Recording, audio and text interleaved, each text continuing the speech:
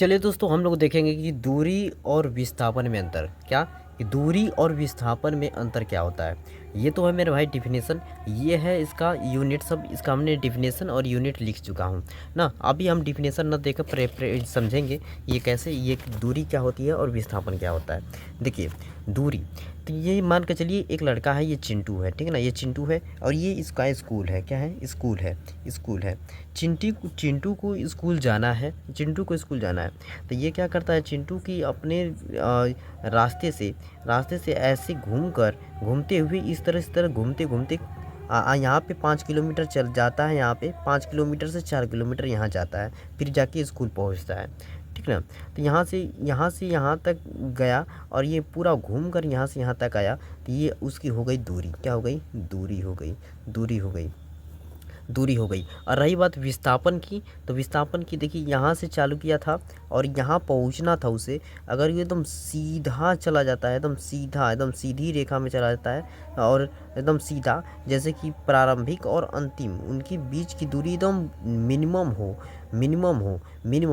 इससे कम नहीं हो सकता है, तो इसको हम बोलेंगे विस्थापन। क्या बोलेंगे मेरे भाई, विस्थापन। ये हो विस्थापन है, विस्थापन। दूरी समझ में आया। दूरी देखिए किसी भी तरह से ऐसे जाकर ऐसे जा सकता है, ऐसे जाकर ऐसे जा सकता है, ऐसे जाकर ऐसे जा सकता है। दूरी में किसी भी तरह से जा सकता है, लेकिन विस्थापन एक सीधी रेखा होगी, एक सीधी रेखा होगी, जो कि प्रारंभिक बिंदु और अंतिम बिंदु उनकी बीच की न्यूनतम दूरी होगी। क्या होगी, न्यूनतम दूरी होगी, उसको हम लोग बोलेंगे विस्थापन बोलेंगे। क्या बोलेंगे मेरे भाई, विस्थापन बोलेंगे। तो चलिए डिफिनेशन देख लेते हैं। दूरी समझ में आया होगा कि दूरी किसी भी तरह से चली गई रास्ते से जो पथ की लंबाई होती है ना, जैसे यहाँ से यहाँ तक चल दिया, यहाँ से यहाँ तक पहुँच गया। देखिए यहाँ से यहाँ 5 किलोमीटर और 4 किलोमीटर, 5 किलोमीटर और 4 किलोमीटर, इसका क्या हो गया, इसका 5 किलोमीटर 4 किलोमीटर 9 किलोमीटर इसकी दूरी हो गई। अगर बात करें हम यहाँ से यहाँ तक पहुँचने की, तो यहाँ से यहाँ तक यहाँ पहुँच गया। अगर पूछ दें विस्थापन कितना हुआ है, तो यहाँ से यहाँ तक की दूरी देखिएगा, मान के चलिए 3 किलोमीटर है, 3 किलोमीटर, यहाँ से यहाँ तक की दूरी 3 किलोमीटर है, तो इसका विस्थापन केवल 3 किलोमीटर हुआ। समझे ना। तो दूरी क्या होता है, विस्थापन क्या होता है, पहले ऐसे समझ गए, तो अब हम इसका डिफिनेशन बताते हैं। देखिए विस्थापन, सबसे पहले दूरी का डिफिनेशन देखिए, किसी वस्तु द्वारा किसी वस्तु द्वारा किसी समय अंतराल में तय किए गए भाग की लंबाई को उस वस्तु द्वारा चली गई दूरी कहते हैं। जो भी भाई वो पाथ का चल रहा था ना, जो पथ पे चल रहा था, वो लंबाई थी, उसको ही हम लोग क्या बोलते हैं कि दूरी बोलते हैं।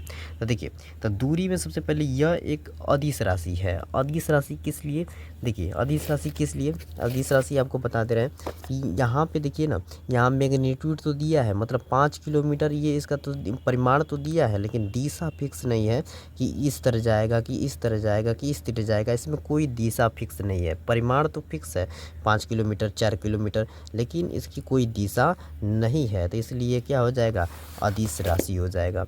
और देखिए दूरी कभी भी ऋणात्मक और शून्य नहीं होती। थोड़ा सा भी चलेंगे तो क्या होगा, दूरी थोड़ी सी चलेंगे तो वो क्या हो जाएगा, कुछ हो जाएगा, 1 मीटर 2 मीटर ऐसे कुछ हो जाएगा, लेकिन ये कभी भी वो ऋणात्मक में नहीं होती है, ऋणात्मक में हो ही नहीं सकती, और ना ही कभी शून्य हो सकती है। दूरी चलेंगे तो कभी भी जीरो नहीं, कुछ ना कुछ यूनिट चल देंगे, तो ये आपकी ये हो जाएगा, दूरी कभी ऋणात्मक नहीं होगी, ना ही कभी शून्य हो सकती है।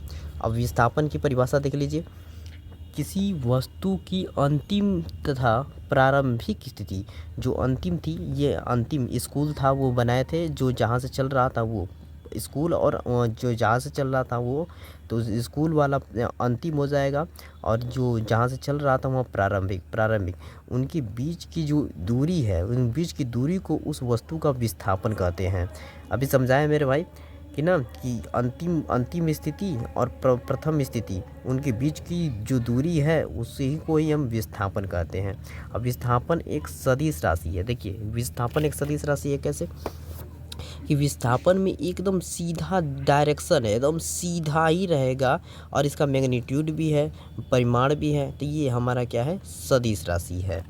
ठीक ना। अब यहाँ पे देखिए विस्थापन ऋणात्मक और शून्य हो सकता है। ऋणात्मक कैसे, देखिए ऋणात्मक कैसे हो जाएगा कि ऋणात्मक यहाँ पे अगर विस्थापन ना यहाँ से यहाँ तक है तो पूरा विस्थापन है, अगर कम हो या और पास आता जा रहा है ना तो यहाँ से यहाँ तक ही विस्थापन है उसका। देखिए यहाँ से यहाँ तक विस्थापन था, अब कुछ और कम आ गया तो 2 किलोमीटर, मान लीजिए यहाँ से यहाँ तक आ गया है तो 2 किलोमीटर, तो उसका विस्थापन अब कम हो रहा है, माइनस हो रहा है, ऋणात्मक हो रहा है, और कम हो रहा है और कम हो रहा है और ऋणात्मक हो रहा है। एक समय यहाँ पे जहाँ था वहीं पे आ जाएगा तो क्या हो जाएगा, शून्य हो जाएगा। तो इस तरह से विस्थापन होता है, ऋणात्मक भी हो सकता है और शून्य भी हो सकता है।